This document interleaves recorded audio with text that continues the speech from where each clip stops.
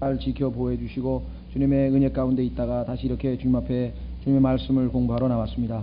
주님, 무엇보다도 저의 마음이 주님의 말씀을 사모하고 또 주께서 명하신 대로 진리의 말씀을 올바로 나누어 하나님 앞에 부끄럼 당하지 아니하는 합당한 일꾼들이 다 되도록 진리의 말씀을 연구할 수 있도록 복 주시니 감사합니다.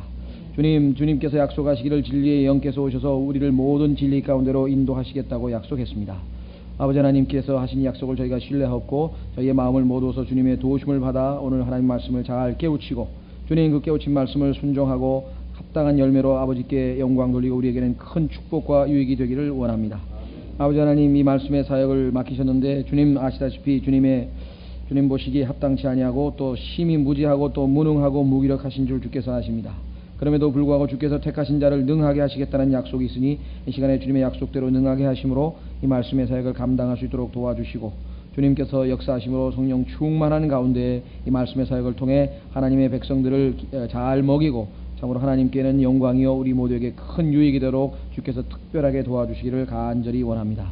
오늘 여러가지 사정으로 인해서 참석하지 못한 많은 형제자매들이 있습니다. 그들이 어디 있든지 간에 그들의 마음을 붙드시고 여건을 조성하셔서 하나님의 말씀에 참으로 마음을 기울일 수 있도록 도와주시고 주님, 오늘 참석지 못할지라도 주께서 동일한 축복으로 그들과 함께 해주셨기를 간절히 바라옵고 원하오며 모든 말씀을 우리 주 예수 그리스도 이름으로 기도하옵나이다. 아멘. 예.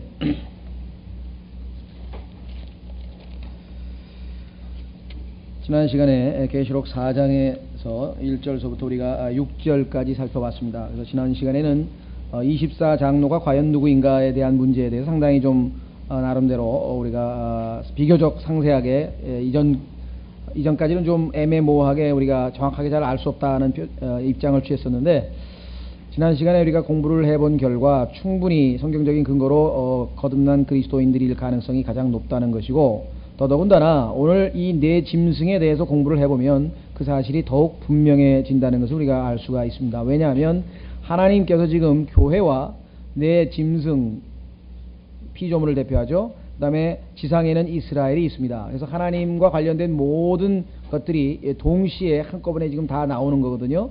만약에 여기에 24장로가 교회가 아니라고 하면은 지금 교회는 전혀 지금 하나님의 그 마지막 그 경륜이 펼쳐지는 상황에서 빠져있게 되는 것을 보게 됩니다. 자, 그러면은 오늘 이 네 짐승에 대해서 조금 더 성경적으로 좀 잘 살펴보려고 합니다. 자, 계시록 4장 6절서부터입니다. 계시록 4장 6절서부터 우선 11절까지 본문을 먼저 보도록 하겠습니다. 계시록 4장 6절 왕좌 앞에 수정 같은 유리바다가 있고 왕좌 한가운데와 왕좌 둘레에 네 짐승이 있는데 앞뒤에 눈이 가득하더라.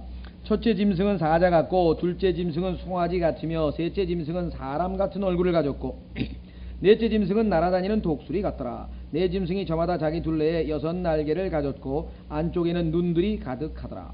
그들이 밤낮 쉬지 않고 이르기를 거룩하다 거룩하다 거룩하다 주 하나님 전능자여 전에도 계셨고 지금도 계시고 앞으로 오실 이시라 하고 그 짐승들이 왕좌에 앉으신 분 곧 영원 무궁토록 살아계시는 분께 영광과 존귀와 감사를 드릴 때 24장로가 왕좌에 앉으신 분 앞에 엎드려 영원 무궁토록 살아계시는 분께 경배하고 자기들의 왕관을 왕좌 앞에 던지며 이르되 오 주여, 주는 영광과 존귀와 권능을 받기에 합당하시오니 이는 주께서 모든 것을 창조하셨으며 또 모든 것이 주를 기쁘시게 하려고 존재하며 창조되었음이니라 하더라.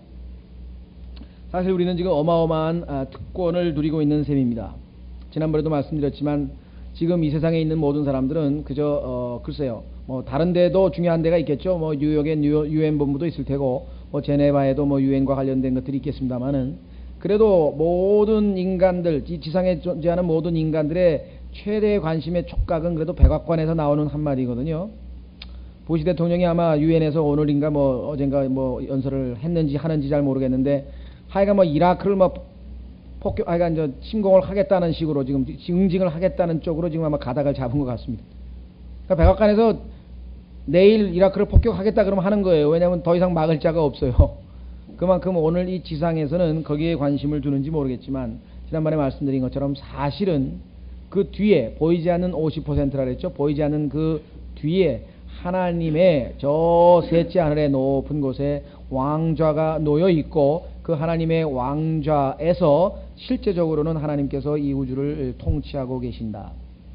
물론 때로는 하나님의 뜻에 어긋나는 것 같은 일들이 많이 벌어지지만 그것은 일단 하나님의 허락하에 이루어지는 것이기 때문에 하나님께서 허락하시지 않는 것이 지상에서 일어날 수는 없다는 것이죠.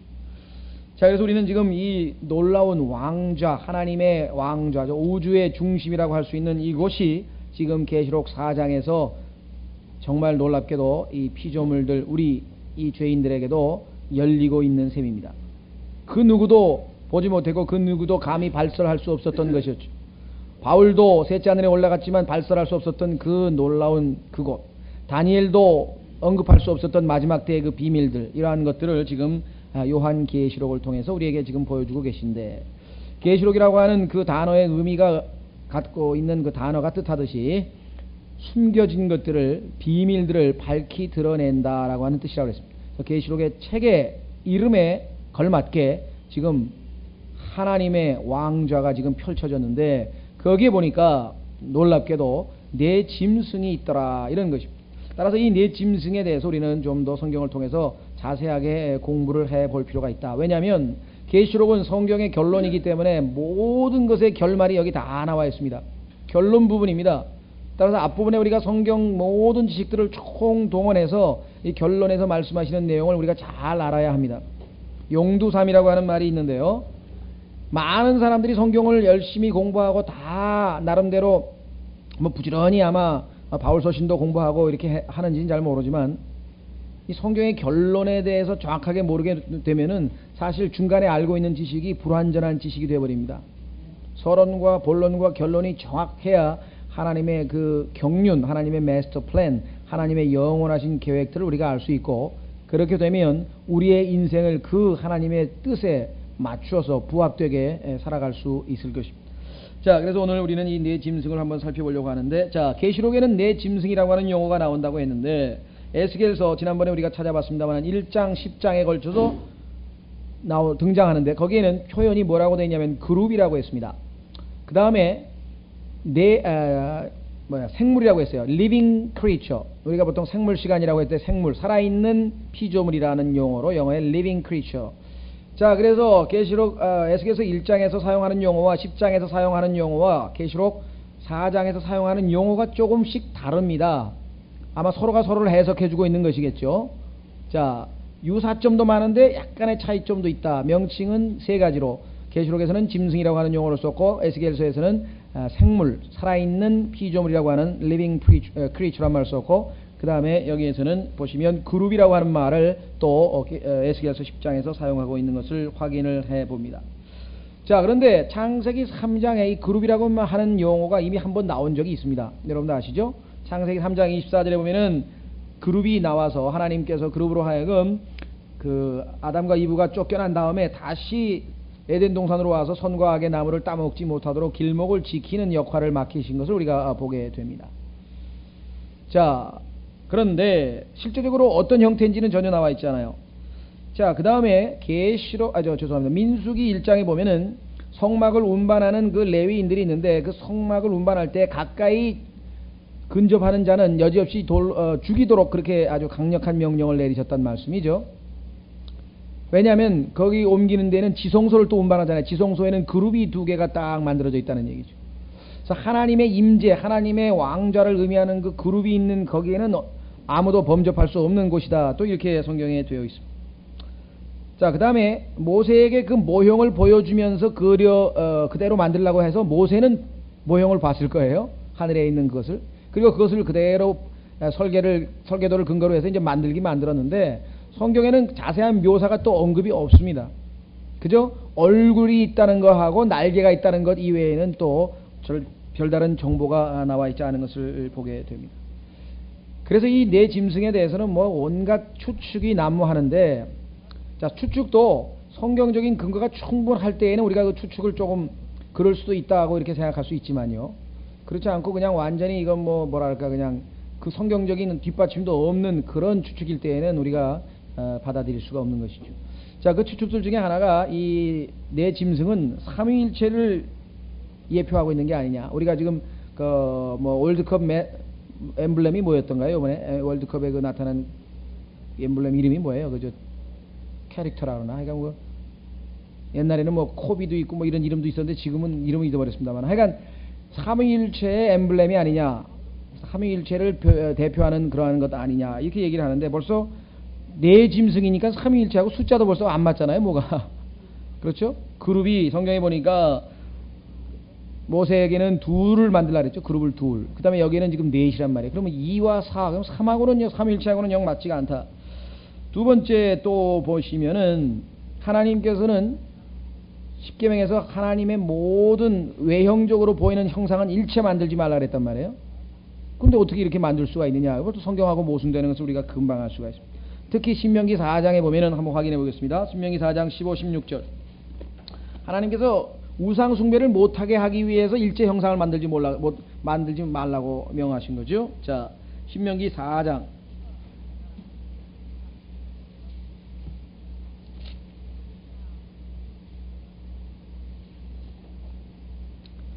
자, 신명기 4장 보시면은요, 15, 16절에 주께서 호렙에서 불 가운데에서 너희에게 말씀하시던 날에 너희가 아무 모습도 보지 못하였으니 그런즉 너희는 스스로 조심하라. 두렵건대 너희가 스스로 부패하여 너희를 위해 새긴 우상 곧 어떤 형상의 모습이든지 남자와 여자의 모습이든지 땅 위에 있는 어떤 짐승의 모습이든지 공중에 나는 어떤 날짐승의 모습이든지 땅 위에 기어다니는 어떤 것의 모습이든지 땅 아래 물속에 있는 어떤 물고기의 모습이든지 만들까 하노라. 자, 만들지 못하게 하기 위해서 하나님께서 하셨는데 이게 삼위일체를 예표한다고 보면 어디가 안 맞죠? 그렇죠? 자, 그래서 우리는 삼위일체를 대표할 수는 없다. 그건 너무 성경적인 것과는 거리가 멀다. 그 이외에도 여기 보시면 하나님이 계신 곳에 보좌가 있고요. 그 보좌 주위에 있으니까 하나님과 이 짐승은 뭐 명백하게 구분되고 있고요.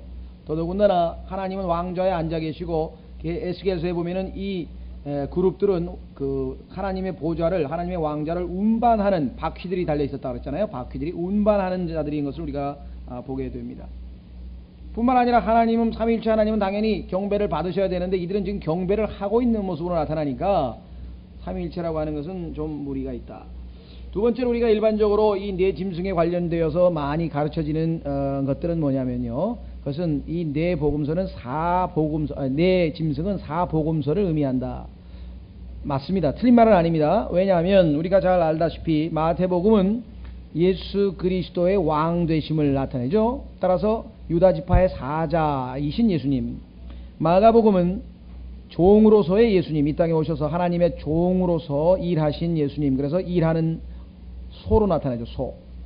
자, 그 다음에 누가복음에는 참 인간이신 예수 그리스도, 그래서 우리는 인간의 모습이 여기 얼굴에 나타납니다.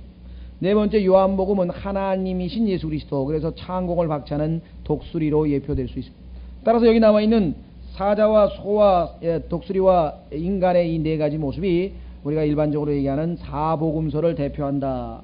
뭐 전혀 연관이 없는 것은 아니고 더더군다나 아주 밀접한 연관이 있을 수는 있습니다. 그렇다고 해서 이것이 사복음서를 예표한다고 하는 것은 성경적으로 받아들일 수 없는 그런 근거도 여러 가지가 있다. 그 중에 하나는 무엇이냐면은 성경에 보니까 이 네 생물은 나중에 여기 계시록 6장에 보면은 이제 하나님께서 하나 둘씩 일을 전개하실 때 보면은 심판과 진노와 연관이 있어요. 하나님께서 심판과 진노를 할 때 이들에게 임무를 맡기잖아요. 그렇다면 사복음서가 심판과 진노와 밀접한 연관이 있다라고 하는 것은 우리가 받아들이기 어렵지 않겠느냐. 그렇죠. 따라서 여기 나와는 네 짐승이 사복음서가 의미하는 그 특징을 표현해 줄 수 있다라고 하는 것은 받아들일 수 있지만 사복음서다, 이것이 그것만 의미하는 거다, 이렇게 단정하기는 너무나 범위가 좁다는 거죠. 자, 또 어떤 사람들이 이게 천사들이 아니냐 그러는데 천사들하고는 구분되죠. 그룹과 천사는 다르죠. 그룹은 날개가 있지만 천사는 날개가 없는 걸로 성경에 묘사되어 있고, 더더군다나 예를 들면 계시록 5장에 보겠습니다. 계시록 5장에 보시면은 8절에 그룹과 천사가 함께 열거되어 있는 것으로 봐서 그룹과 천사는 다르다는 것을 뭐 성경 본문에서도 우리가 금방 확인해 볼 수가 있습니다. 계시록 5장 8절 그분께서 그 책을 취하심에 네 짐승과 24 장로가 저마다 하프와 향이 가득한 금 대접들을 가지고 어린 양 앞에서 드리니 이 향은 성도들의 기도라. 5장 8절 가만있어 봐. 11절인가요? 예, 11절이군요. 또 내가 보고 들으니 왕좌의 짐승들과 장로들을 둘러싼 많은 천사들의 음성이 있으니. 그러면 여기 짐승들 4명하고 천사들하고는 분명히 구분되어 있잖아요. 그렇죠? 그러니까 이들이 천사라고 하기에는 뭐 성경 본문 자체에서 이미 받아들여지기가 어렵습니다. 15장 7절도 한번 보겠습니다. 계시록 15장 7절.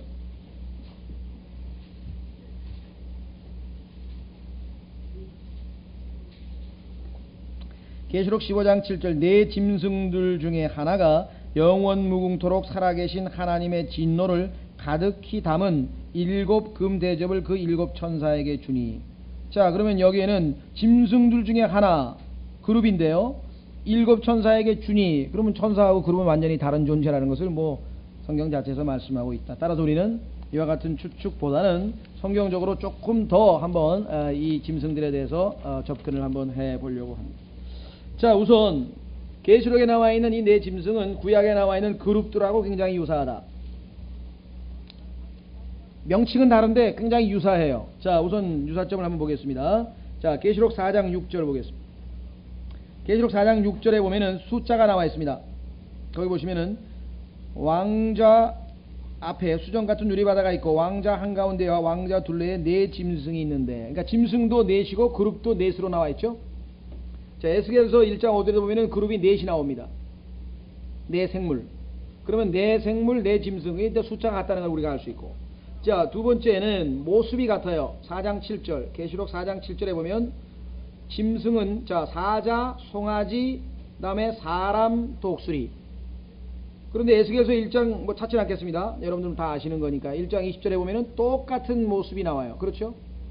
자, 그러면 일단 숫자도 똑같고, 그 다음에 얼굴의 모습도 똑같고. 자, 세 번째 4장 6절에 보면은 이 그룹들은 왕좌 앞에 한가운데와 둘레, 그러니까 하나님의 왕좌에서 어떻게 보면은 뭐 우리 요즘으로 치면 청와대에서 아주 뭐랄까요, 비서실장이랄까요, 아주 측근이에요.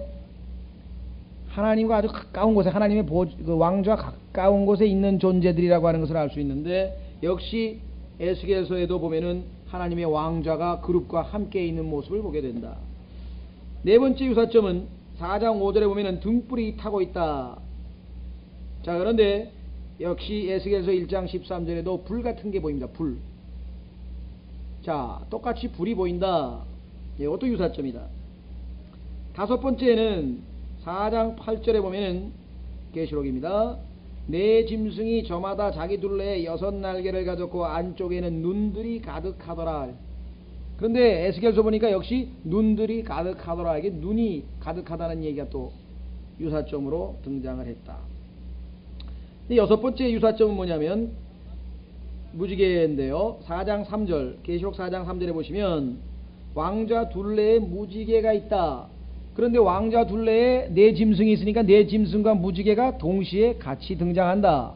자, 4 짐승과 무지개가 같이 등장하는데요, 이것은 나중에 이제 노아의 홍수 때를 보면 하나님께서 4 짐승과 4 짐승이 이제 대표격이죠. 그 4 짐승이 대표하는 그 4 종류의 피조물들과 언약을 체결하면서 무지개를 토큰으로, 다시 말해 표적으로 이렇게 주셨다 이 말이에요. 야, 그러니까 이게 노아의 홍수의 모습하고도 굉장히 또 유사하다 이 말이죠. 그래서 이 계시록을 공부할 때는 성경을 처음부터 그러니까 65권을 잘 알아야 66권째 계시록을 제대로 결론을 공부할 수 있다는 얘기가.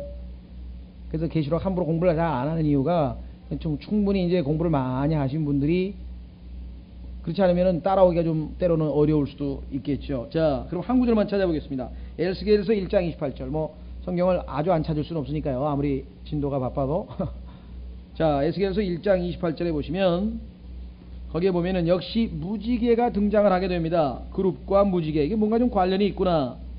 점점 우리가 이제 좁혀가는 겁니다. 이 4 짐승들을 이제 무엇을 의미하는지를 찾기 위해서 좁혀가는데요.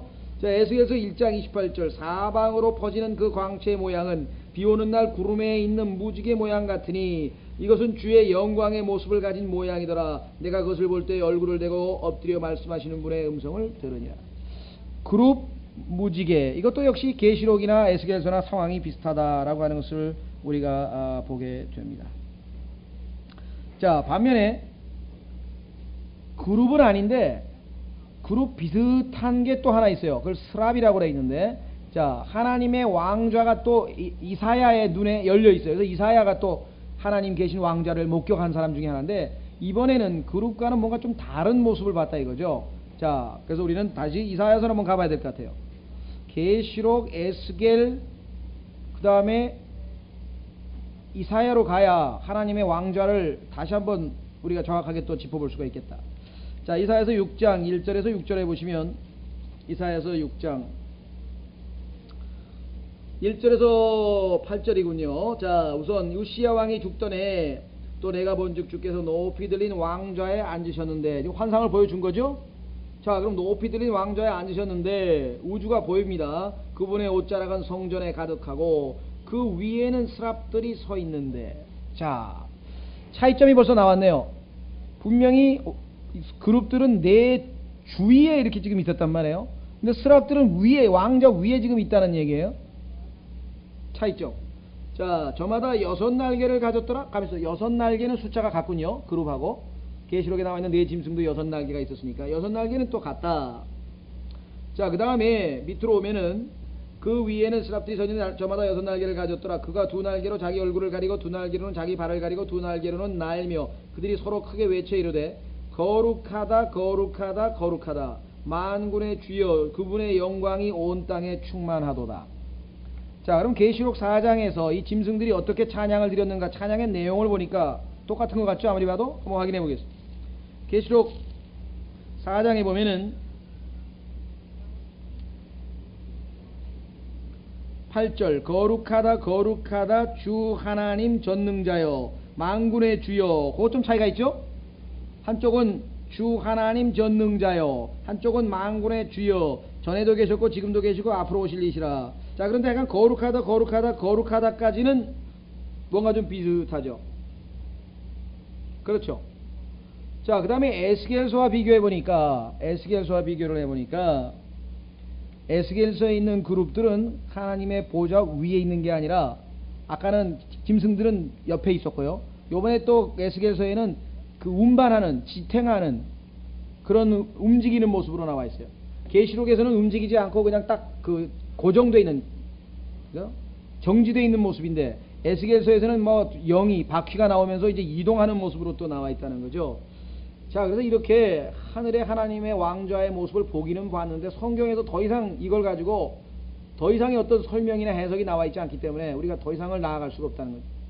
다만 뭐 라키 같은 학자는 추측하기를 이게 다 그 안에가 이게 성경으로 얘기하면 이걸 host of라 그러는데, host of heaven, 하늘에 있는 군대들인데, 하나님의 호스트라고 할 때는 성경에서 실제로 하늘에 있는 별들을 얘기할 때가 있고, 그 별들을 대표하는 천사들이라든가 무슨 뭐 영적인 그 존재들을 얘기할 때 있거든요. 근데 그들 사이에 뭔가 계급이 있거나 아니면 뭐가 약간 질서가 있어서 이 땅에 뭐 그냥 군사령관이 있고, 그 다음에 뭐 사단장이 있고, 뭐 군단장이 있고, 뭐 이런 군단장 다음에 사단장인가, 이게 뭐가 복잡하잖아요.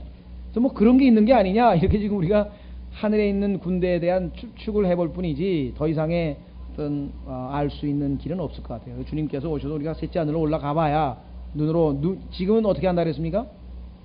희미하게 밖에 모른다 그랬잖아요, 바울이. 바울도 희미하게 밖에 모른다 했는데 우리가 더 이상 더 알 수도 없는 거고, 다만 하나님께서 주신 것들을 한번 총 정리를 해요. 자, 지난번에 말씀드리기를 분명히 하나님께서 계시록은 표적으로 주어진 것이기 때문에, 자, 7별 그러면 이거 뭐예요? 7 천사, 7 등잔 그러면 뭐예요? 그것은 7 교회. 그 다음에 7 램프 등불 그러면 그것은 7 영. 그 다음에 10뿔 그러면 10왕. 이래서 표적으로 주어진 거는 전부 다 해석이 돼 있어요, 성경 자체가, 계시록에. 그런데 내 짐승에 관해서는 일체 해석이 없어요. 그렇다면 우리가 이것을 상징적으로 해석하기보다는 하나님께서 창조하신 피조 세계를 대표하는 인물들이다. 자, 그래서 이 4라고 하는 것은 성경에서 이 4라고 하는 숫자를 한번 확인해 보겠는데요, 창조와 그 다음에 땅의 숫자입니다. 창조의 숫자요, 땅의 숫자다. 한번 지금부터 네 수로 나눠진 것을 한번 살펴보려고 하는데요, 첫 번째는, 이것도 이제 성경 구조를 찾으면 시간이 많이 가니까 나중에 이제 여러분들이 찾아보시고요, 지구상의 인간들을 구분할 때, 지구상의 모든 존재들을 구분할 때 하나님께서 사용하시는 단어가 4가지가 있어요. 첫 번째는 뭐냐면 족속이에요. 영어로 이걸 tribes라고 하는데, tribe. 이스라엘 우리 지파에다 썼죠, 지파에다가. 족속. 그 다음에는 tongue이라 그래요. tongue, 언어. 그래서 영어에 우리 언어학을 공부해 보면은 linguistic family라 그래가지고 무슨 뭐 우랄 알타이어 어족 무슨 뭐 아리 무슨 족 하면서 그 언어별로 또 민족을 또 나누잖아요. 그렇죠? 여러분 중국하고 우리나라는 지리적으로는 가까워도 언어적으로는 완전히 먼 민족이죠. 그쪽은 영어하고 구조가 같아요. 중국은요. 동사가 먼저 나오잖아요. 우리는 한참 뭐 하다가 끝에 가서 동사가 나오는데 이게 완전히 언어적으로 또 중국하고 미국 영어하고 가깝거든요. 자, 그래서 성경에 보니까 tribe, 족속이라는 말을 썼고, 그 다음에 tongue, 언어라고 하는 말을 썼고, 그 다음에는 people, 백성이라고 하는 말을 썼고, 그 다음에는 nation, 민족이라고 하는 말을 썼어요. 자, 이것도 우리가 나중에 정말 성경 공부를 할 때 이게 좀 깊이 공부할 때는 이 네 가지를 한번 구분해서 왜 이렇게 네 가지를 쓰셨는가 공부해. 어쨌거나 얘가 네 가지를 사용했다는 거예요. 이 땅에 있는 인간을 하나님께서 지칭할 때. 그래서 그것을 우리는 족속과 언어와 백성과 민족이라 이렇게 지금 번역을 했죠. 자, 뿐만 아니라 이 하나님께서 만드신 그 우주, 여기를 표현할 때는 하늘이죠. 첫 번째. 그 다음에 땅이 있고, 그 다음에 바다가 있고, 그 다음에는 뭐라고 있냐면요. 샘이라 그랬는데, 이 underground world, 지금은 지하세계에 대한 얘기가 있어요. 그렇죠? 자, 그 지질학적으로, 지리적으로 볼 때도 성경에서 네 가지 용어를 사용했다. 땅을 지칭할 때.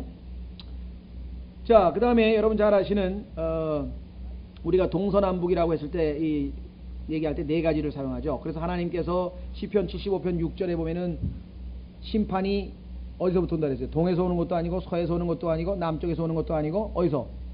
하나님께로부터 온다. 그래서 우리는 성경을 벌써 보니까 북쪽에 하나님이 계시구나 라고 하는 것을 우리가 시편 75편 6절을 근거로 해서, 왜냐하면 하나님의 심판이 동에서도 안 오고 서에서도 안 오고 남에서도 안 오면 북에서 오는 건데, 북에서 온다는 말을 안 쓰고 하나님께로부터 온다 그랬으면 하나님께서 우리에게 하나님이 계신 곳이 북쪽이라고 하는 것을 가르쳐 주시려고 하는 거다라는 것을 우리가 알 수가 있습니다.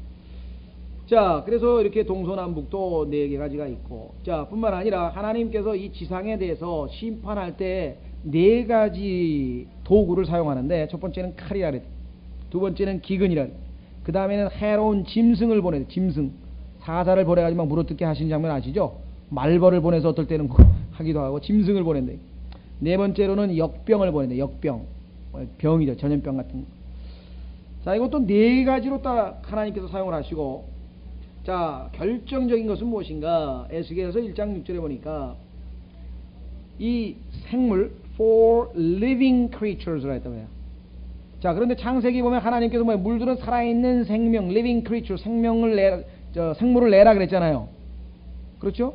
자, 그러면 그 생물, 하나님께서 만드신 그 피조물은 일단 성경에 보니까 이제 네 가지로 나오는데, 그 생물들을 대표하는 인물들이다. 첫 번째, 들짐승, 야수라고 하는데, 야수, 우리가 wild animals라고 하는데, wild beasts. 야수를 대표하는 것은 뭡니까? 사자죠. 자, 한번 이거는 확인해 보겠습니다. 성경에 정확하게 나와 있기 때문에. 잠언이죠. 30장 30절. 잠언 30장 30절에 보면은 하나님께서 사자를 야수의 왕이라 이렇게 지금 지칭한 것을 우리가 보게 됩니다.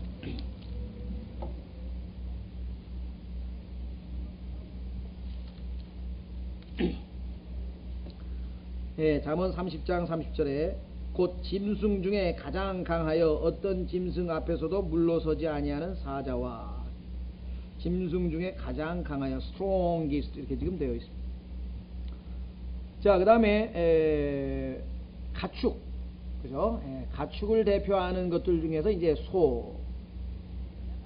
세 번째는 이 새죠. 새, 하늘을 나르는 새를 대표하는 독수리.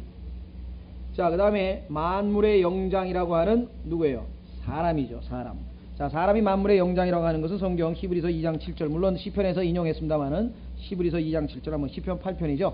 시편 8편에 말씀하셨지만 히브리서 2장 7절에 인용되어 있습니다. 한번 확인해 보겠습니다. 히브리서 2장 7절.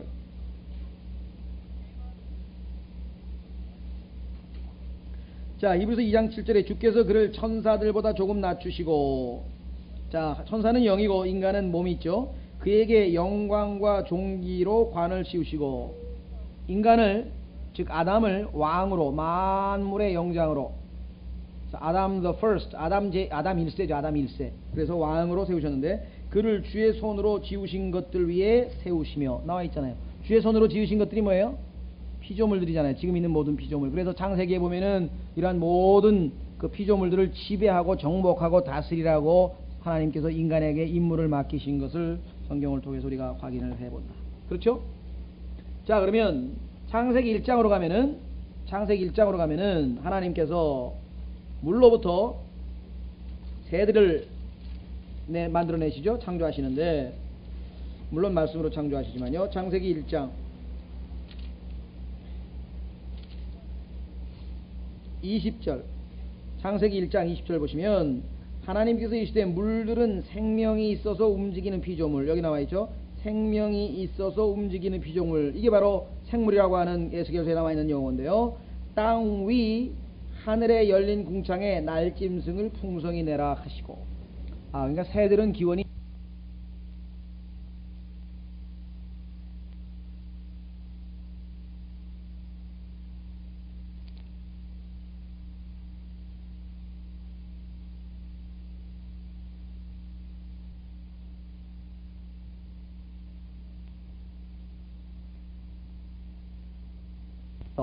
바다에서 나왔는데, 자, 그 다음에 짐승은 또 어디서 나타내십니까?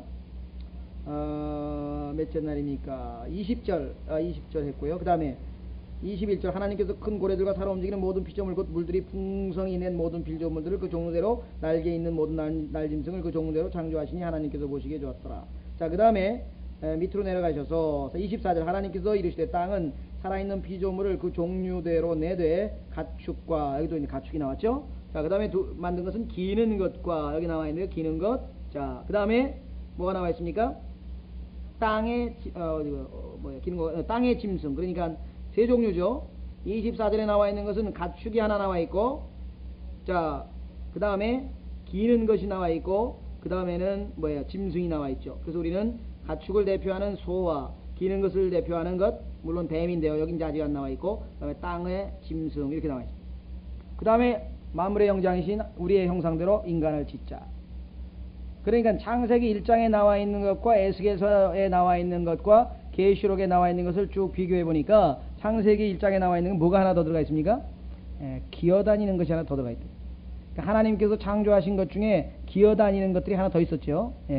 자, 그 다음에 창세기 7장으로 가서 노아의 홍수 때 노아의 배 안으로, 그 방주 안으로 들어간 짐승들의 종류를 보니까 거기에는 들짐승, 그 다음에 가축, 그 다음에 기어다니는 것, 그 다음에 날아다니는 것, 그 다음에 노아를 비롯한 8명의 인간, 이렇게 해서 5그룹이 들어간 것을 보게 됩니다. 자, 근데 이제 문제는 이들이 나왔다 이거예요. 바깥으로 나왔는데 하나님께서 그들과 이제 언약을 체결할 때 보면은 어디에 이제 문제가 발생하는가. 자, 한번 보겠습니다. 창세기 9장으로 갑니다. 이건 계시록 공부를 하기가 어렵습니다. 이게 쉬운 게 아니고 성경을 처음부터 끝까지 쭉쭉 돌아야 되기 때문에. 자, 계시록 9장에 가시면 8절에 하나님께서 노아와 그와 함께한 그의 아들들에게 말씀하여 이르시되 보라 내가 언약을 세우되, 자, 너희와 인간입니다. 너희 뒤를 이을 너희 씨와, 좋습니다. 여기까지는 인간이에요. 그런데 그 다음에 아직도 어떤 분들은 하나님께서 언약을 그냥 인간하고만 체결한 줄 아시는데 하나님께서는 언약을 인간하고만 체결한 게 아니십니다. 오히려 우리 그리스도인들은 환경 문제에 대해서 환경론자라든가 환경 운동하는 사람들보다 훨씬 더 정확한 정보를 가질 수가 있어요. 근데 하나님께서 이 피조물과도 언약을 체결하셨는데 그 언약의 성취는 지금 계시록에 보면 지금 나와 있다. 자, 10절, 너희와 함께하는 모든 생물, 여기 나와 있네요. 너희와 함께하는 모든 생물, 여기 나와 있죠. 10절에 이 생물이라는 단어가 에스겔서에 나온 단어하고 똑같은 단어라 그랬죠. living creature. 자, 곧 너희와 함께하는 날짐승. 자, 두 번째 가축, 땅의 모든 짐승. 자, 그러면 날짐승은 독수리가 대표하고 가축은 소가 대표하고 모든 짐승은 사자가 대표하는데 세우리니 곧 방주에서 나온 모든 것에서부터 땅의 모든 짐승이 이르기까지니라. 가만히 있어봐. 그러면은 분명히 들어가기는 기는 것도 들어갔는데 나올 때 언약을 체결할 때 보면은 기는 것이 빠져 있다. 자, 그래서 하나님과 언약을 체결하는 데 있어서는 이제 기는 것만 빠져 있는데 사실은 물고기도 빠져 있죠. 근데 물고기는 노아의 방주에 들어갈 필요가 있었습니까? 없었습니까? 그거에 들어갈 필요가 없었지. 물에서 노는 거니까 어차피. 그렇죠? 자, 그렇다고 한다면 물고기와 소위 말하면 기는 것, 우리 기는 것을 우리가 보통 뭐 생물학에서는 파충류라고 이렇게 하는데, 파충류가 좀 기대기는 거죠. 이거 왜 빠졌을까? 이제 우리가 성경을 공부해 보니까, 자, 파충류하고 물고기인데요. 물고기는 여러분 잘 아시는 것처럼 고래가 대표 아닙니까? 그런데 그 고래는 나중에 보시면은 이 마귀를 대표하는 것으로 성경에 보면 또 등장이 되고, 또 리워야단이라고 하나요? 리비야단 어떻게 번역했냐 우리는 하여간 그 사탄의 이름 중에 하나인 리비야단, 물속을 해서 헤엄치는 자로 나타나죠, 성경에서. 그리고 과거에 용도, 우리 옛날에 보면은 뭐 용이 동해 바다 속에 있는 것으로 생각했잖아요. 근데 동해 바다가 아니고 사실은 하늘들 위에 있는 바다인데, 태평양보다 뭐 계산에 의하면 30억 배라는지, 왜 어떻게 그렇게 계산이 나오는지 모르지만, 그러니까 어마어마한 물들이, 창세기 1장에 하나님께서 하늘들 위에 물이 있다 그랬잖아요. 그 물의 표면은 지금 지난번에 우리 계시록 6장 공부할 때 얼어 있다 그랬잖아요. 더 이상 정결케 해야 할 필요가 없죠. 완전히 깨끗하게 하나님 앞에서 정결되었기 때문에. 자, 그렇다면은 물고기에 대해서도 우리가 정보를 얻을 수 있고, 자, 그 다음에 기어다니는 것, 뭐 뱀이죠. 구부러진 뱀, 용, 옛뱀이라고 하는 용. 더더군다나 이 자의 이름이 뭐예요? 사탄은 성경에서 뭐라고 되어 있어요? 에스겔서 28장에 덮는 그룹이라고 했어요. 그룹. 그렇죠? 자, 그래서 우리는 이제 하나님께서 언약을 체결하실 때 왜 의도적으로 기는 것, 또 물고기와 언약이 없었던가를 여기서 이제 성경을 통해서 확인을 하게 됩니다. 자, 그런데 여러분들이 레위기를 공부해 보면, 레위기에 가면은 여러분도 아시다시피 이 독수리하고 사자는 더러운 짐승이기 때문에 먹을 수 없는 짐승에 들어가 있단 말이에요. 그 다음에 인간하고 그 다음에 여기 소는 깨끗한 것으로 분류가 되어 있죠. 그러니까 둘은 더러운 것으로 분류되어 있고 둘은 지금 깨끗한 것으로 분류가 되어 있습니다. 율법 시대. 그런데 지금 여기 하나님 앞에서는 지금 모두가 다 뭐야? 아까 지난번에 우리 유리바다에서 더 이상 씻을 필요가 없이 완전히 지금 깨끗하게 정결하게 되어 있는 것을 보게 되죠. 그렇다면 여기는 뭐예요? 이제는 온 피조물이 저주 가운데 놓여서 더럽혀졌던 온 피조 세계가 완전히 정화되어진 모습을 보여주는 거죠. 깨끗하게 된 모습으로 여기 나타나 있다. 그렇죠? 그러니까 하나님 보좌 앞에 더러운 짐승으로, 율법의 더러운 짐승으로 분류됐던 그 사자하고 독수리가 지금 버젓이 앉아있지. 그렇지 않으면 어떻게 하나님의 눈은 순결하여 차마 악을 보지 못하고 더러운 것을 보실 수 없는 하나님 앞에 앉아있을 수가 있냐 이거죠. 자, 그래서 구약 시대와의 차이점을 우리가 확인을 해 볼 수가 있습니다. 자, 그러고 보니까 사도행전 10장에서 하나님께서 하늘에서 보자기가 내려왔는데 베드로는 더러운 짐승을 못 먹겠다고 했을 때 하나님이 깨끗하게 하셨다? 그 말이 여기서 지금 해당이 된다 이 말이죠. 한번 확인해 보겠습니다. 자, 이게 지금 성경이 막 지금 미로를 헤매고 있는 것 같은데요. 굉장히 복잡하게 지금 돌지만, 그러니까 평소 때 성경을 많이 읽어 놓으신 분들은 이제 쭉쭉쭉쭉 이게 실타래가 이게 풀려나가는 거고, 그렇지 않은 분들은 점점 성경이 어려워지는 거고. 자, 사도행전 10장에 가서 이 사건이 이게 상당히 중요한 의미를 담고 있는 것이었다 라고 하는 것을 우리가 알게 되죠. 자, 한번 확인해 보겠습니다. 사도행전 10장 9절에서 20절.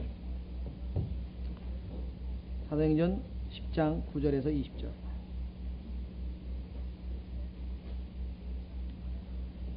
자, 여러분 잘 아시는 것처럼 베드로가 이제 지붕에 기도하러 올라갔는데 배가 고파가지고서는 지금 있다가 17절에 환상을 봤는데, 그렇죠? 17절이 아니군요. 어떻게 됐나? 어디서 환상을 봤습니까? 예. 11절. 자, 환상을 봤는데 네 귀퉁이가 맨 보자기 같은 게 땅으로 지금 내려오는데 그 안에 네 발 가진 짐승, 들짐승, 기는 것, 공중의 날짐승 뭐 이런 게 지금 다 여기 들어가 있단 말이에요. 그래가지고서는 베드로가 뭐라고 얘기하냐면 14절에 베드로가 이르되 주여 그리할 수 없나이다. 이는 내가 속되거나 부정한 것을 결코 먹지 아니하였음이니이다. 이 못 먹겠다고 지금 얘기했는데, 속되거나 부정하다고 얘기를 했는데 하나님께서 지금 뭐라고 얘기했냐면요. 15절 그 음성이 다시 두 번째 말하되 하나님께서 깨끗하게 하신 것을 내가 속되다 하지 말라. 자, 그래서 우리는 이것을 이제 유대인들의 경륜이 끝나고 하나님께서 이제 교회 시대로 접어드는 어떤 그런 하나님의 경륜이 바뀌는 것으로 우리는 해석을 했죠. 맞습니다. 그러나 단지 하나님의 경륜이 바뀌었다는 것만을 보여주는 내용이 아니라 이것은 오늘 우리가 계시록에서 본 것처럼 천년 왕국의 모습을 우리에게 실컷 보여주는 거라 이 말이에요. 아, 천년 왕국에 가면은 레위기에 나와 있는 그 부정한 짐승 그 구분이 이제는 없어지는 거죠. 그렇죠? 왜냐하면 창세기 3장에서 타락 이후에 이런 문제가 생겼는데 그 모든 것이 회복되다 보니까 그런 문제를 우리가 회복할 수가 있다. 자, 그렇다면은 이제 어떻게 되겠습니까? 하나님의 왕좌가 있고 거기에는 하나님께서 임재하고 계시고, 그런데 그 주변에는 뭐예요? 모든 것이 정결하게, 모든 것이 깨끗하게 되어서 평화롭고 조화를 이룬 모습으로 나와 있습니다. 반면에 지상에 있을 때에는 두 짐승은, 두 피조물들은 대표하기를 더러운 것으로 분류가 됐었을 뿐만 아니라 이 지상에서도 어떻게 됐습니까? 서로 사자하고 소는, 사자가 소 잡아먹을 수도 있잖아요. 또 독수리가 뭐 소를 먹을 수도 있고, 서로 하여간 그 먹이 사슬에 관련되기도 하고, 또 인간은 그들을 지배하는 지배자로서 군림하고, 그래서 약육 강식, 하여간 이 정글의 법칙이 적용이 됐었죠. 근데 주님께서 저 오시면 천년왕국에는 어떻게 된다 그랬습니까? 사자와 어린 양이 뛰어놀고, 그렇게 돼 있잖아요. 그 회복된 천년왕국의 모습을 지금 하늘에서 지금 하나님께서 미리 보여주고 계시는 것을 우리가 확인해 볼 수가 있습니다. 자, 그렇다면 이제 이 지상의 모든 피조물을 대표하는 네 짐승과 그 다음에 24장로, 교회를 대표하고 있는 24장로와 이들 앞에서 이제 하나님께서 펼치기 시작하려고 하는 대환란의 심판, 이제 심판이 이루어지는데, 지상에 그 심판은 아시다시피 이제 야곱의 고난이라고 불리우는 그 심판은 6장에서 시작이 됩니다. 자, 그러면은 왜 하나님께서 4장의 교회 시대가 끝나고 바로 야곱의 고난이 시작되지 아니하고 6장에서 4장과 5장에서 하나님의 왕좌의 모습을 계시록에서 우리에게 계시해주고 계신가? 우리가 여기에 이제 초점을 맞춰야 된다. 우리가 생각할 때는 벌써 뭐예요? 그거 필요 없고 교회 시대 끝났으니까 바로 이제 심판이 시작이 돼야 되는데, 그 사이에 하나님께서는 하늘에서 심판을 시작하기 전에 어떠한 상황과 어떠한 모습이 있게 되는가를 우리에게 정확하게 지금 성경에서 유일하게 우리에게 지금 보여주고 있다는 것이죠. 자, 우선 뭘 발견합니까? 하나님의 왕좌가 있다 그랬습니다. 그런데 거기에는 홍수 후에, 하나님의 심판이 끝난 홍수 후에 언약을 체결한 네 종류의 피조물이, 대표자들이 거기에 지금 나와 있다. 그렇죠? 그런데 하나님께서 홍수 후에 다시는 심판을 아니하시겠다고 약조를 줬는데 그게 무지개인데, 그 무지개가 지상에서는 반쪽만 있는데 이번에는 완전한 원으로 서클을 이룬 완전한 무지개가 거기에 지금 눈에 보인다. 그렇죠? 그렇다면 지금 하나님께서 이 하늘의 보좌에서 베푸시고자 하는 은혜는 단지 24장로, 교회를 대표하는 24장로에게만 해당되는 게 아니라 온 우주의 모든 피조물들에게 베푸시고자 하는 그러한 은혜라 이 말이죠. 그렇죠? 어떤 은혜입니까? 하나님께서 그 보좌에 앉아 계시는 동안에는, 즉 영원이죠. 영원토록 이제는 뭐예요? 지상의 모든 피조물은 결코 완전한 멸망은 없을 것이다. 노아의 홍수 때도 그랬잖아요. 다시는 내가 완전히 홍수로 멸하지 아니하겠다고 하는 그 언약과 무지개가 연관이 있다면, 여기서도 뭐예요? 그래서 우리는 하나님께서 어떻게 한다 그랬어요? 자, 계시록 24장으로 갑니다. 마태복음 24장. 성경이 이렇게 해서 우리가 풀려나가게 되는데요. 마태복음 24장에 가면은 하나님께서 어떻게 하신다고요? 적당한 선에서 이제 스탑을 한단 말이죠. 자, 마태복음 25장 24장 21절, 마태복음 24장 21절 2절에 보시면, 이는 그때 큰 환란이 있을 것이니 세상이 시작된 이래로 이때까지 이런 환란이 없었고 이후에도 없으리라. 주께서 그날들을 짧게 하지 아니하시면, 그날을 짧게 하지 아니하시면 어떤 육체도 구원을 얻지 못할 것이로되 택하신 자들을 위하여 그날들을 짧게 하시리라. 물론 지상에 있는 남아있는 유대인들에 대한 언급이 택하신 자들이겠지만요, 그러나 지금 이 하늘에 있는 무지개 언약과 관련지어 봤을 때 완전한 멸망은 아니고 남겨두시잖아요.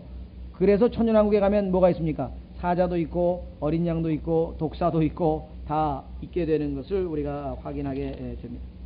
자, 결국은 이 계시록 4장에 하나님께서 보여주시는 이 어마어마한 장면은 하나님께서 나중에 이 지상에 있는 저주받은 땅을 완전히 회복시킬 것이라고 하는 그 하나님의 뜻이 성취될 것임을 여기서 지금 우리에게 미리 보여준다는 거죠.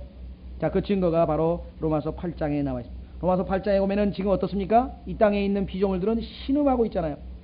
그런데 주님께서 오셔서 이제 완전히 천년왕국에 접어들게 되면 그 모든 신음이 아니라 완전한 화평 가운데 하늘에 내 피조물이 있고 교회가 있어서 영원토록 24장로도 하나님을 찬양하고 짐승들도 하나님을 거룩하다 찬양하고 그 모습으로 갖춰질 것을 미리 보여준다. 자, 확인해 보겠습니다. 로마서 8장에 보시면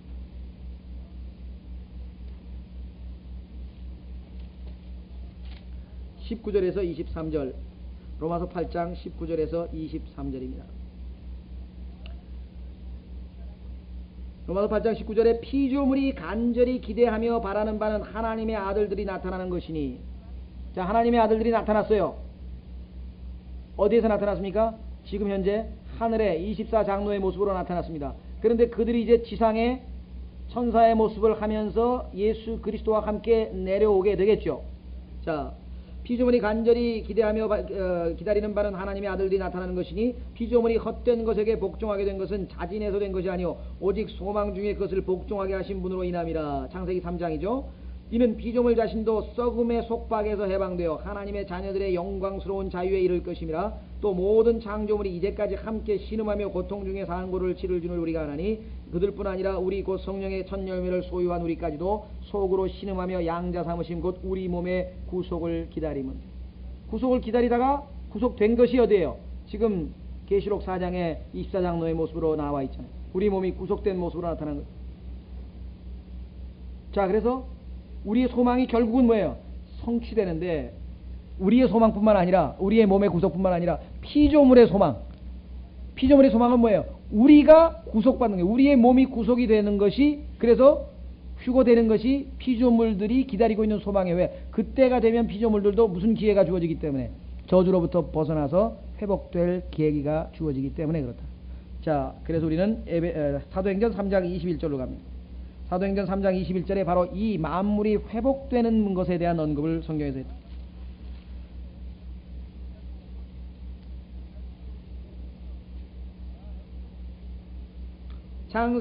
사도행전 3장 19절부터 보시면 그런즉 너희는 회개하고 회심하라. 그리하면 새롭게 하는 때, 자 여기 나와 있죠. 새롭게 하는 때가 주의 눈앞에로부터 이를 때 너희 죄들이 말소될 것이요. 이스라엘의 죄는 이제 언제 말소됩니까? 주님이 오셔서 대환란 때 그들을 징계를 통해서 정결케 할 때, 또 그분께서 예수 그리스도를 이제 어떻게 보내시리니 재림 곧 너희에게 미리 선포되신 분이시라. 하나님께서 세상이 시작된 이래로 거룩한 대언자들의 입을 통하여 말씀하신 때, 그게 뭐 어느 때예요? 그날이 오리니, 그날이 오리니 구약에서 언급했던 그 모든 것을 회복하시는 때까지는. 이것이 바로 피조물들이 완전히 회복되어서, 그런데 그 모습을 하나님께서 하늘에서 누구에게 먼저 보여주셨어요? 요한에게 계시록 4장의 모습으로 우리에게 확실하게 보여주신 셈이 되는 것이죠. 자, 이제 결론을 내립니다. 왜 24장로가 교회일 수밖에 없는가? 성경에서 중생이라고 하는 단어는, 즉 중생이라고 하는 단어는 딱 2번밖에 안 쓰였어요. 자, 한번 확인해 보겠습니다. 디도서 3장 5절에 보면은 우리 그리스도인들이 중생한다고 하는데 한 번 쓰였습니다.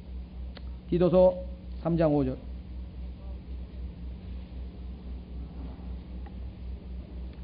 자, 디도서 3장 5절.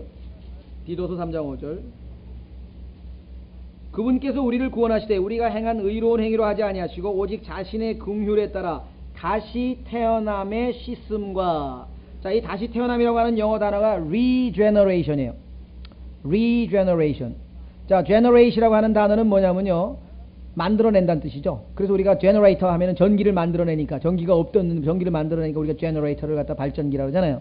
근데 사실 이 generator는 발전기 같은 데 쓰는 게 아니고 원래는 생명에 쓰는 거예요. 그래서 우리가 없던 게 만들어지면 그걸 뭐예요? generation, 세대라 그러잖아요. 그렇죠? 세대, generation, 생긴데. 그래서 generation이라고 하는 것은 생명체를 낳는다 이 말이에요. 만들어낸다. 자, 하나님께서 우리를 만들었어요. generator 하셨어요. 그런데 우리가 선악과를 따먹고 영적으로 죽었어요. 그래서 성령께서 다시 뭐예요? 우리를 regeneration 한다. regeneration. 다시 태어나게 한다. 우리의 영을. 그래서 우리의 죽은 영이 거듭난 것이 바로, 이 거듭남이라는 용어가 바로 regeneration. 그런데 그것은 거듭난 성도에게 해당되죠. 그런데 그 똑같은 regeneration이라고 하는 단어가 어디에 쓰이느냐? 마태복음 19장에 가서 쓰여있어요. 한번 확인해 보겠습니다. 마태복음 19장. 그래서 24장로는 교회고 나머지 네 짐승은 바로 온 세계 피조물이다. 이것이 성경적으로 입증이 되겠습니다. 자, 마태복음 19장 한 구절 찾고 쉬겠습니다.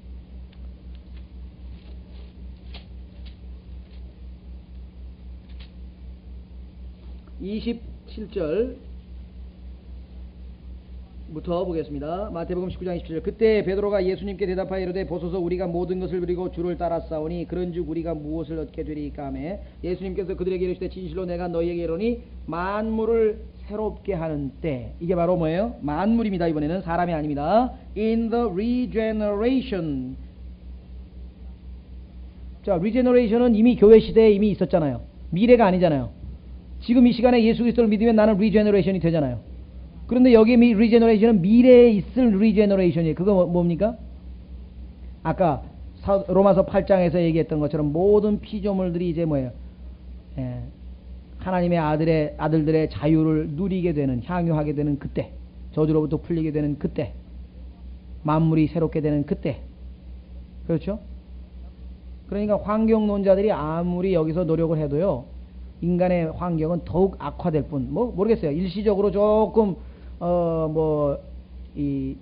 유보할 수 있고, 어느 정도 좀 이렇게 속도를 늦출 수는 있을지 모르지만, 이미 자연의 법칙으로, 낡음의 법칙에 따라서 이게 모든 게 다, 아무리, 오래 쓴다 그래도요.